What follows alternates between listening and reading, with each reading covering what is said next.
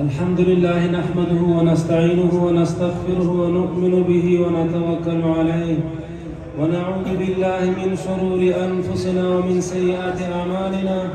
من يهده الله فلا مضل له ومن يضلله فلا هادي له، ونشهد أن لا إله إلا الله وحده لا شريك له، ونشهد أن محمدا عبده ورسوله.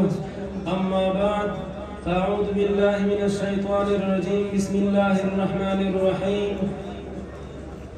يا أيها الناس قد جاءتكم موعظة من ربكم وشفاء لما في الصدور وهدى ورحمة للمؤمنين.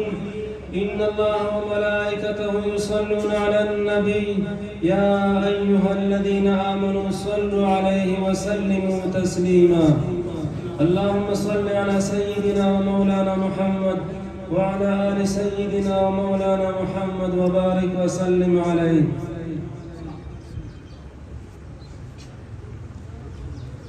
دی قرآن عظیم شان دی ختم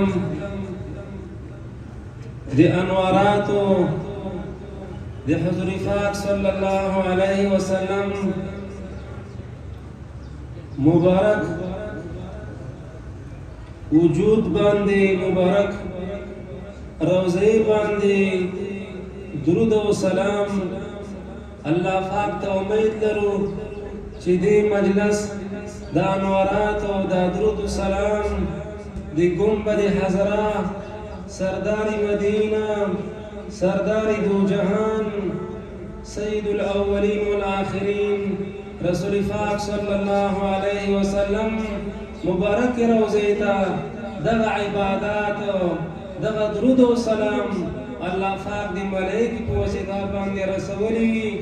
الله پاک دې د مبارک روح په خوشاله کی.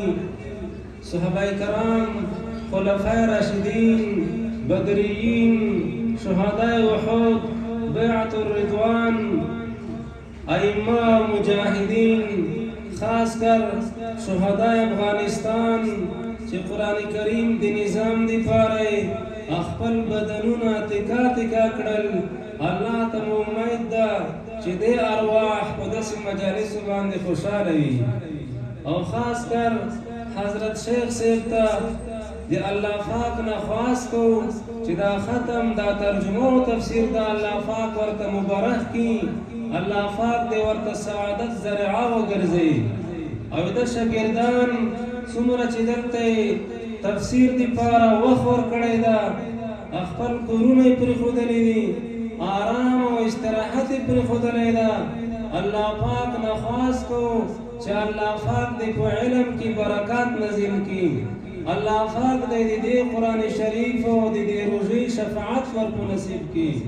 الحمدلله دې الله پاک دې عظیم کتاب چې دې قرآن شریف په یو حرف باندې که حساب وکړي یو لک شهدا به په باندې قرباني شوي وي په یو حرف باندې.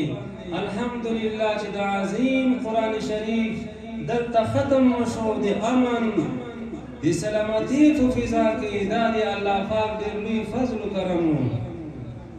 د قرآن عظیم شان تفسیر او ترجمه دا یقینا چې ډېره ضرور ده. د قرآن شریف زده کړه فرض ده، خو زده کړه صرف د الفاظو نه عبارت نه ده. موږ تاسو قرآن عظیم شان تلاوت وایو چې زه د قرآن شریف تلاوت کوم. تلاوت کې درې شرط وي.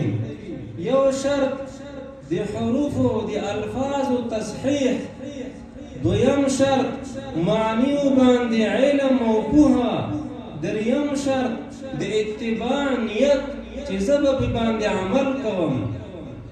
نو د بسم الله نه تر والناس پورې د قرآن عظیم شان الفاظ تلاوت شول، معنی بیان شول، احکام بیان شول. دا ډېر ضرور وو. الله پاک دې شاګردانو ته مبارک وګرځي. د قرآن عظیم شان یو څو نصیحتونه چې الله پاک ذکر کړي دي. اول الله پاک وایي چې قرآن عظیم شان موعظه ده. یا ایها الناس قد جاءتكم موعظه. وعظ دا معنا چې مونږ تاسو د ګناهونو نه منع کوي. نو چې د مجلس نه رخصتېږو ځان کې دا راولو چې ما ته قرآن عظیم شان وعظ نصیحت و، ما قرآن شریف تر اخره پورې وویلو، زه به د ظاهري ګناهونو نه ځان ساتم. الله پاک وایي چې قرآن شریف وعظ نصیحت ده، د ظاهري ګناهونو نه ځان ساتل. دویم الله پاک وایي چې قرآن عظیم شان شفا ده.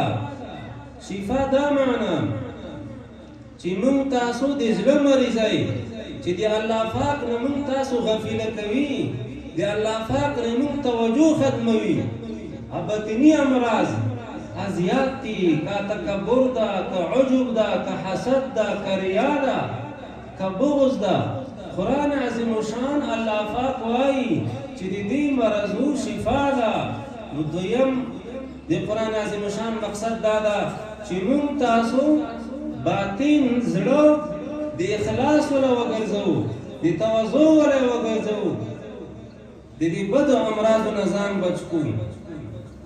دریم الله پاک وایي چې قرآن عظیم شان هدایت ده.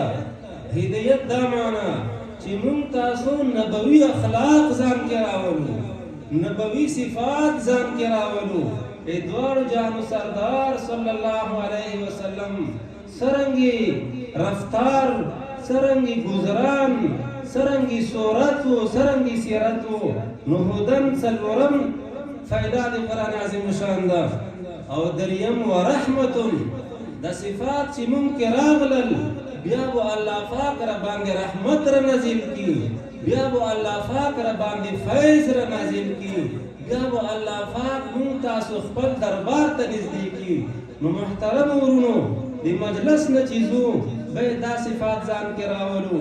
موعظة النصیحت دې ته شریعت وایي، و شفاء د زړونو شفا دې ته تصوف وایي، دې ته طریقت وایي.